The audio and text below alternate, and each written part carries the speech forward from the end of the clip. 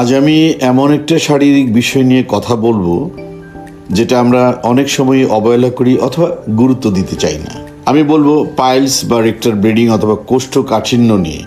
আচ্ছা, আপনি অনেক সময় লক্ষ্য করে থাকবেন মলের সঙ্গে রক্ত যাচ্ছে।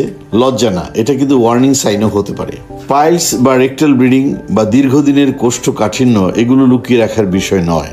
কোষ্ঠকাঠিন্য হলে মল শক্ত হয়ে যায় বা নিয়মিতভাবে মল ত্যাগ হয় না।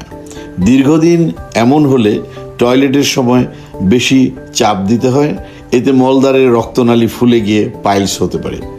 পাইলস হলে সাধারণত মলের সঙ্গে রক্ত যেতে পারে, টয়লেটের সময় ব্যথা বা জ্বালাপোড়া হতে পারে, অথবা মলদ্বারের পাশে ফুলে যাওয়ার অনুভূতি হতে পারে। কিন্তু মনে রাখবেন, মলের সঙ্গে রক্ত গেলেই সবসময় সেটা যে পাইলস হবে তা নয়।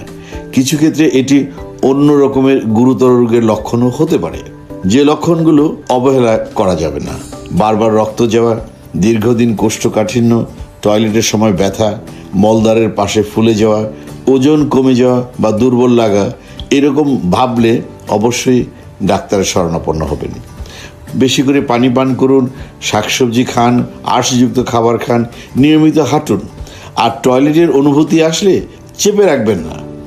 দীর্ঘ সময় টয়লেটে বসে মোবাইল ব্যবহার করবেন না। সমস্যা বারবার হলে নিজে নিজে ওষুধ না খেয়ে দ্রুত বিশেষজ্ঞ চিকিৎসকের পরামর্শ নিন।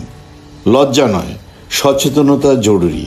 তাই সচেতন হন, সুস্থ থাকুন, সুন্দর হোক আপনার জীবন।